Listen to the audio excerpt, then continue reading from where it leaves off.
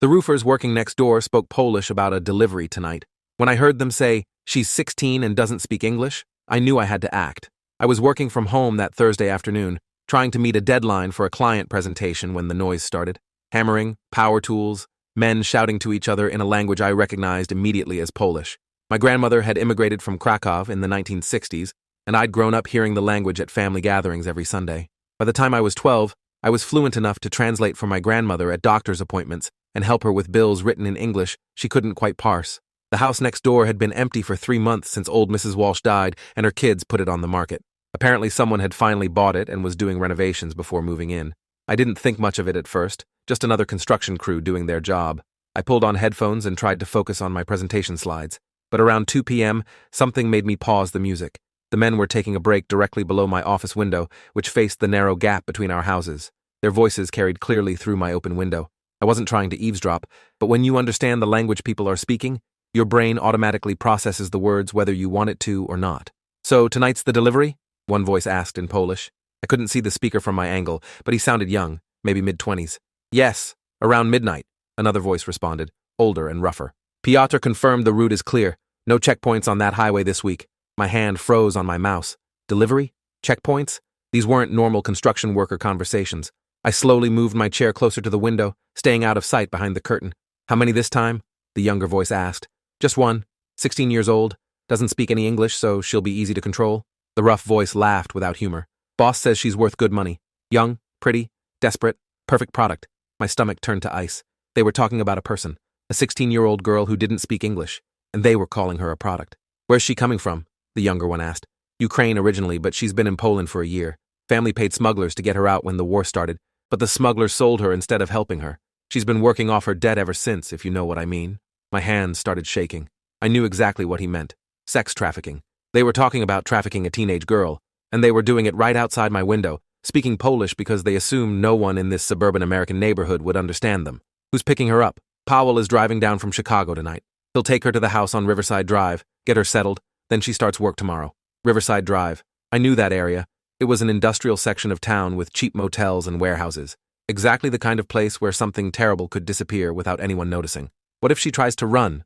the younger voice asked, sounding nervous. The rough voice laughed again. "Where's she going to run? She doesn't speak English, has no papers, doesn't know anyone in this country. Even if she got away, who would she tell? The police? She's terrified of authority after what she's been through.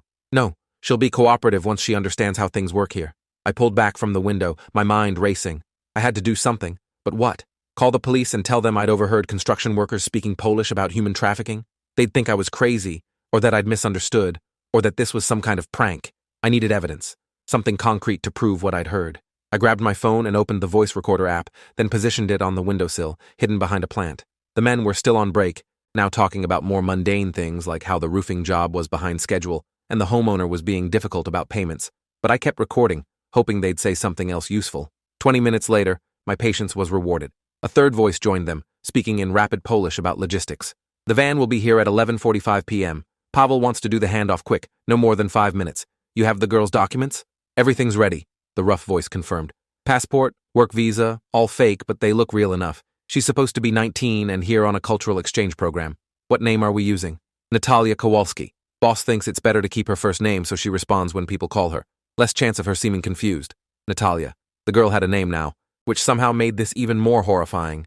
She wasn't just an abstract victim. She was a 16-year-old named Natalia, who'd survived a war, been betrayed by smugglers, spent a year being exploited in Poland, and was now being trafficked to America with fake documents and no way to ask for help.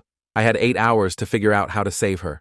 I stopped the recording and immediately made a copy, uploading it to cloud storage just in case. Then I called the police non-emergency line, rehearsing in my head how to explain this without sounding insane. "Non-emergency services, how can I help you?" The dispatcher sounded bored. "I need to report human trafficking," I said, trying to keep my voice steady. "I overheard construction workers next door discussing bringing a 16-year-old girl from Poland tonight. They were speaking Polish, and they specifically said she doesn't speak English and will be easy to control." There was a pause. "Ma'am, where are you located?" I gave my address and explained about the renovation work next door. "And you speak Polish?" "Yes. My grandmother was from Krakow. I've been fluent since I was a kid. Can you describe the men you overheard?" I tried to picture them from the brief glimpses I'd caught. One older man, maybe late 40s, with a thick build. 2 younger men, probably mid-20s. They all have Polish accents in English but speak fluent Polish to each other. And what exactly did they say that makes you believe this is trafficking? I played back the recording, holding my phone up to the dispatcher's phone. She listened in silence for 2 minutes, then said she was transferring me to a detective who specialized in human trafficking cases. Detective Sarah Walsh came on the line and had me replay the recording twice more. "This is good evidence," she said finally. "Very good. We've been tracking a Polish trafficking network operating out of Chicago for 6 months, but we haven't been able to get solid intel on their distribution routes. This matches the pattern we've been seeing. Young girls from Eastern Europe, fake documents, industrial locations for staging. She asked me to send her the audio file and any other information I could gather safely. But don't do anything that puts you at risk. These people are dangerous. If they realize someone understands what they're saying, they'll disappear and the girl will disappear with them." I spent the rest of the afternoon pretending to work while actually monitoring the construction crew. At 5 p.m., they packed up their tools and left in a white van with a company logo I couldn't quite read. I took photos of the van, the license plate, and the 3 men as they climbed inside. The older man was definitely in charge, the way he directed the younger 2 and claimed the passenger seat.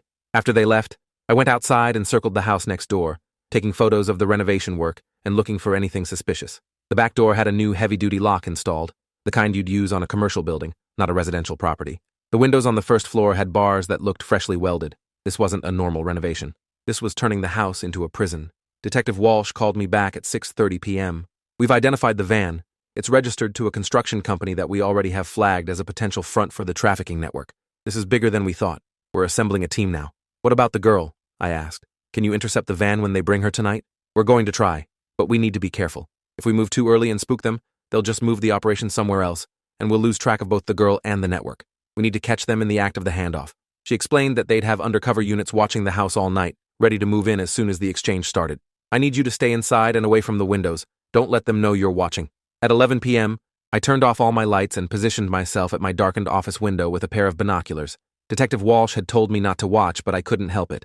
If something went wrong, if the police missed them somehow, I needed to see what happened to Natalia. At 11:42 p.m., a dark van pulled up in front of the house next door.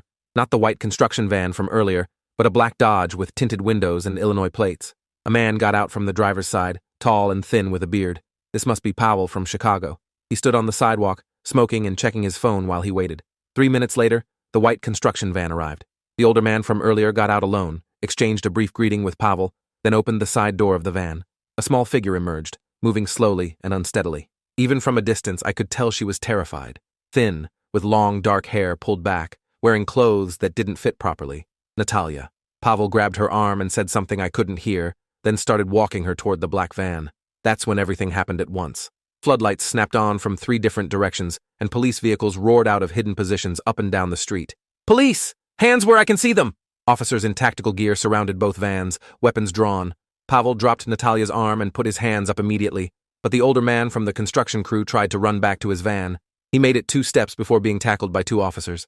Natalia stood frozen in the middle of the street, looking like she might collapse. A female officer approached her slowly, hands visible and non-threatening, speaking in what sounded like Polish. The girl burst into tears and fell to her knees.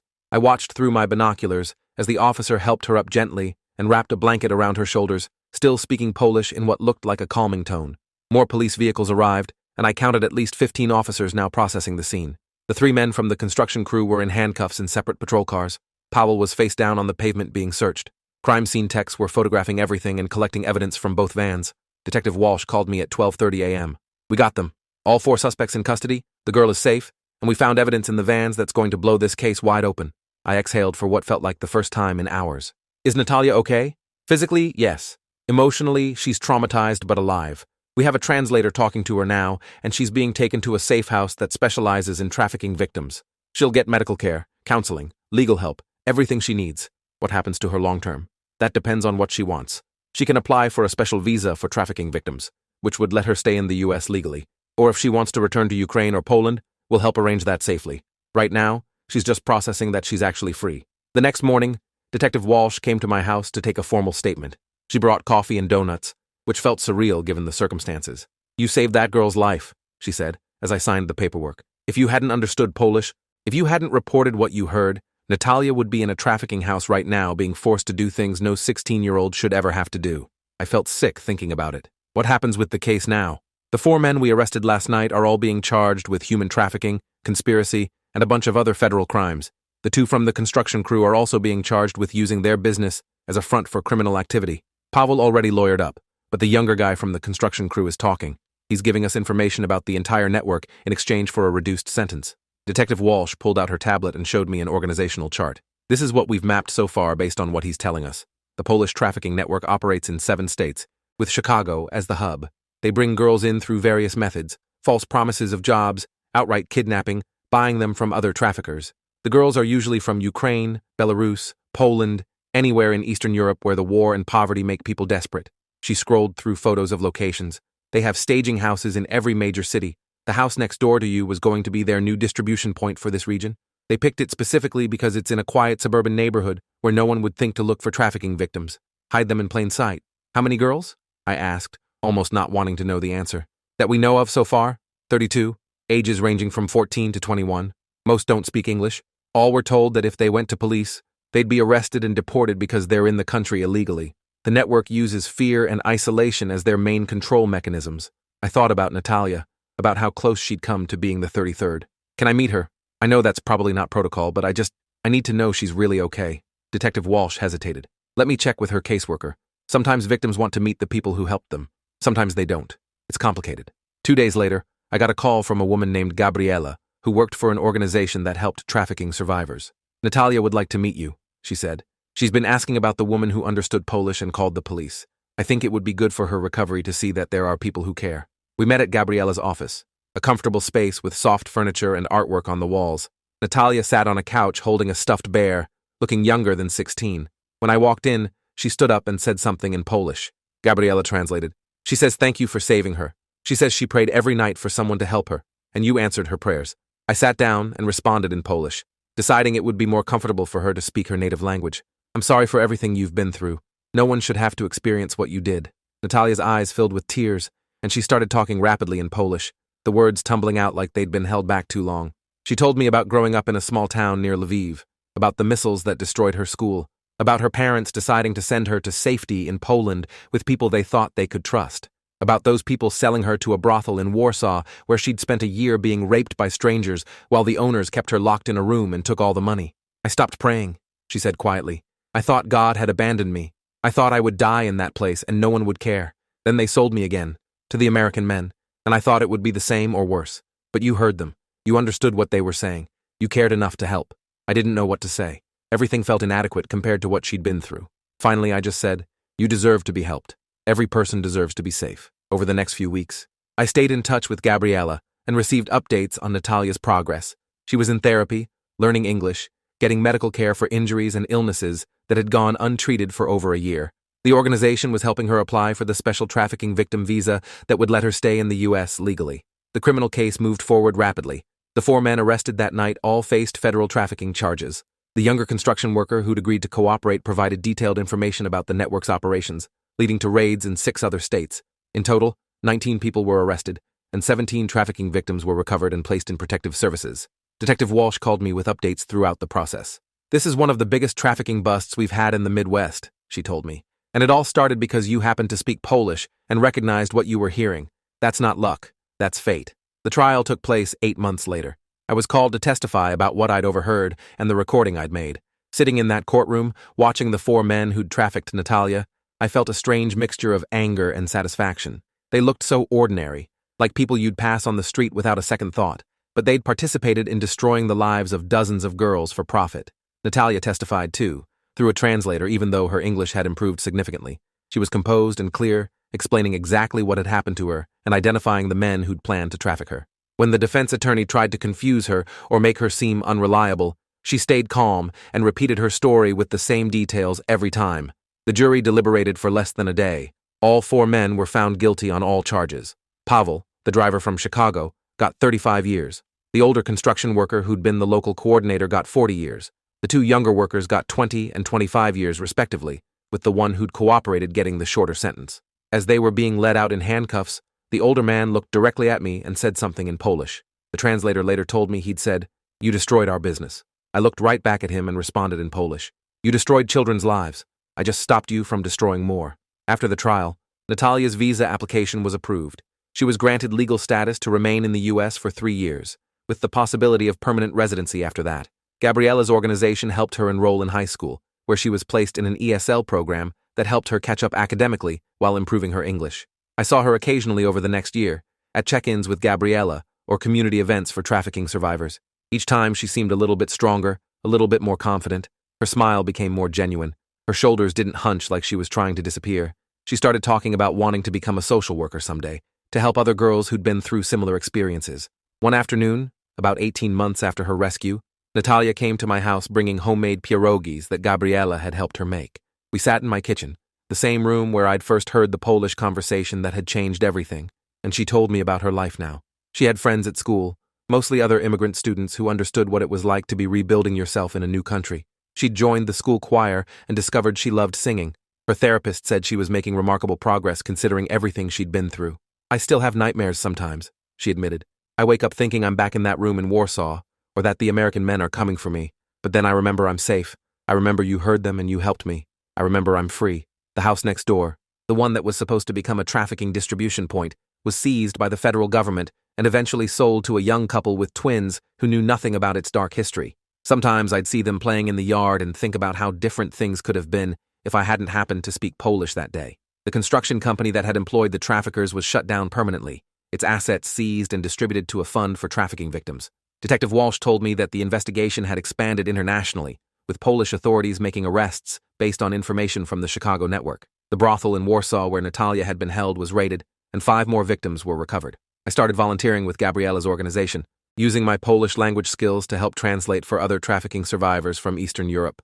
There were more of them than I'd imagined, girls and women who'd been brought to America through lies and coercion, who'd survived horrors I couldn't imagine, who were now trying to rebuild their lives. Each one had a story like Natalia's, full of trauma and resilience. Sometimes people ask me if I ever felt afraid, reporting what I'd heard, knowing that human traffickers might find out I'd expose them. The truth is, I was terrified, but I kept thinking about 16-year-old Natalia, alone and scared and trapped, and I knew I had to do something. Not doing anything, letting her disappear into that trafficking network, would have haunted me forever. 3 years after her rescue, Natalia aged out of her special visa and applied for permanent residency. Her application included a personal statement about her journey from trafficking victim to survivor to advocate. She'd been accepted to college, planning to study social work with a focus on helping refugees and trafficking victims. Gabriella helped her with the application process, and I wrote a letter of support explaining how Natalia's strength and determination had inspired everyone who knew her story. The day her permanent residency was approved, she called me crying with happiness. "I'm going to stay," she said.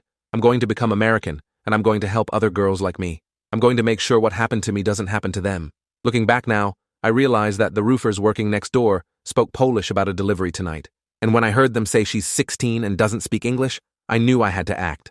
That moment changed Natalia's life, saved her from additional years of abuse, and helped dismantle a trafficking network that had destroyed dozens of lives. But it also changed my life. I'd spent years working a comfortable remote job, living a quiet suburban existence, not really thinking about the larger world or the horrible things happening in it. Now I couldn't not think about it. I couldn't not act when I saw injustice or heard about someone in danger. The Polish language my grandmother had taught me, the language I'd used to help her navigate American bureaucracy and stay connected to her culture, had become a tool for justice. And Natalia, the 16-year-old Ukrainian girl who'd survived a war, trafficking, and despair, had become living proof that sometimes one person paying attention at the right moment really can change everything. She's 20 now, in her 3rd year of college, working part-time at Gabriella's organization and planning to open her own support center for trafficking survivors someday. She still makes pierogies and brings them to my house, and she still says that I saved her life, but I think she saved mine too, by showing me what courage really looks like and why it matters to speak up even when it's terrifying.